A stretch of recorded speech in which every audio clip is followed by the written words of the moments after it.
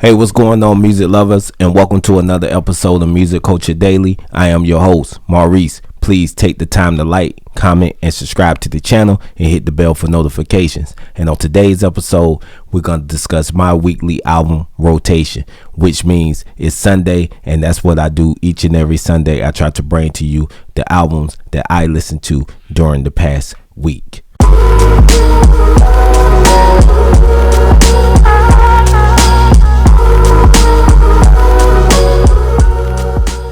And on Sunday, I started my week off with Tupac's fourth studio album and his first album on Death Row Records. We all know what I'm talking about. I'm talking about his double disc album, All Eyes on Me.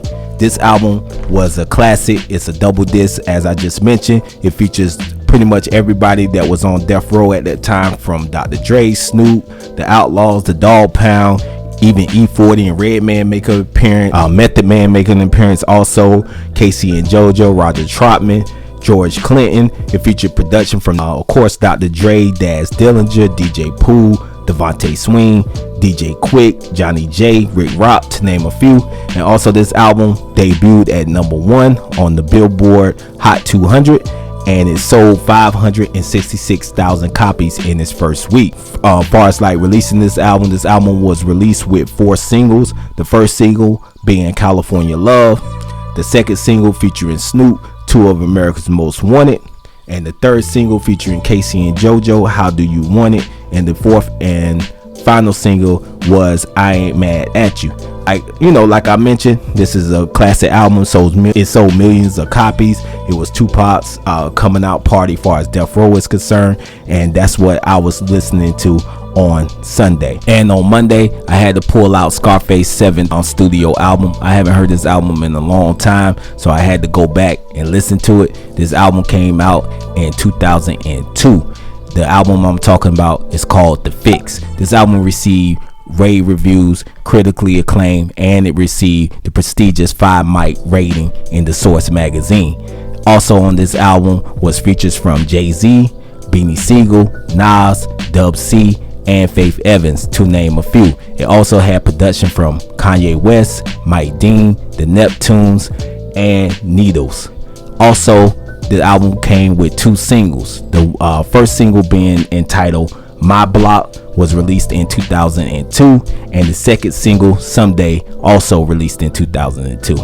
This album was Scarface's first album since he became president of Def Jam South in 2001. So like I said, this is the album that I listened to on Monday to start off my work week. And on Tuesday, I had to go show Rick Ross some love, and I pulled out his 5th studio album. I like this album. I definitely like the album artwork and the title of this album. The name of this album is called God Forgives, I Don't. This album was released on July 30th, 2012 by Maybach Music Group and Slip and Slide Records, distributed through Def Jam Recordings. This album received positive reviews.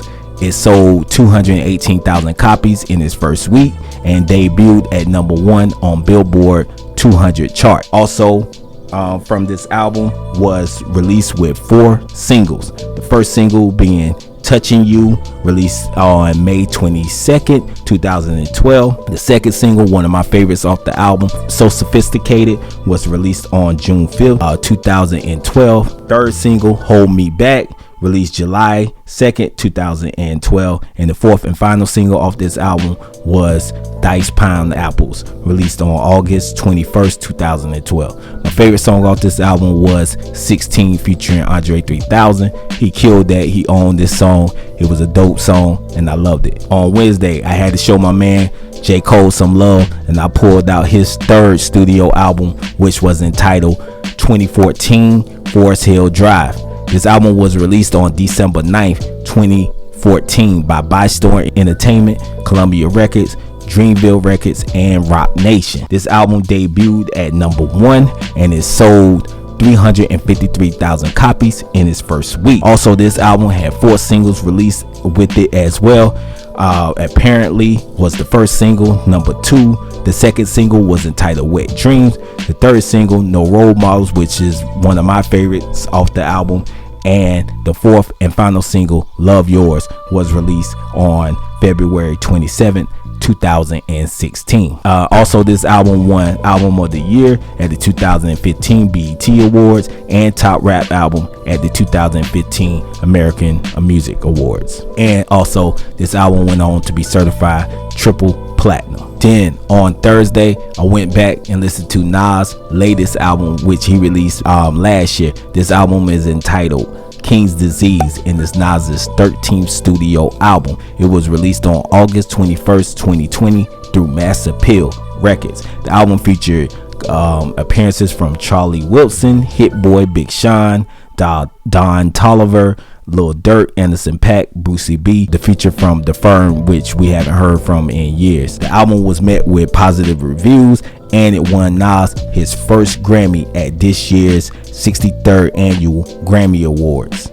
The album only had one single release, and that was Ultra Black, which was released on August 14, 2021. And then on Friday, I listened to DJ Khaled's newest album entitled Khaled.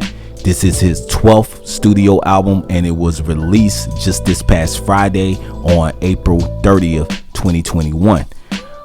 This album, just like any other DJ Khaled album, feature pretty much all the hottest rappers and singers that's in the game currently. It has everyone on there from Jay-Z to Nas, Justin Bieber, Justin Timberlake, Drake, The Baby, Lil Baby, Cardi B, pretty much everybody is on this album. It seems like a compilation album. It's real.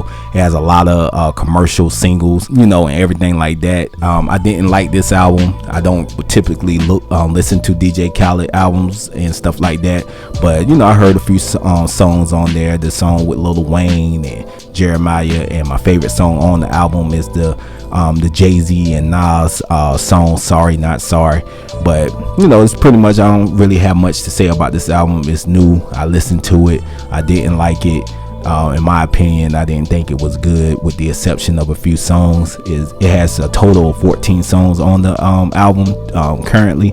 But like I said, pretty much the Jay-Z and Nas song was all that I wanted to hear anyway. So, that was the album that I listened to on Friday. Then on Saturday, to close out my week, I was listening to DMX's third studio album, and this album was entitled And Then There Was X. This album was released back on December 21st, 1999 through Rough Riders Entertainment and Def Jam Recordings. This album, pretty much like all of DMX's first 5 albums, debuted at #1 on the Billboard Top 200 charts. This album had 3 singles released. It had What's My Name, released on December 28th, 1999. It also had Party Up, DMX's biggest charting single, released on February 20th, 2000. And the third and final single released off this album was entitled What They Want, featuring Cisco, was released June 6, 2000. This album was certified 5 times platinum. It's actually DMX's highest selling album, and it was nominated for Best Album at the 2001 Grammy Awards. So pretty much that would do it for my weekly album roundup. Thanks for tuning in, and in the comments let me know what you was listening to, what albums were you vibing to, and pretty much, and we can discuss in the comments. Please, like I said, like, comment, and subscribe to the channel, and hit the bell for notifications. Until next time, please continue to keep pushing the culture forward, and I'm out. Peace.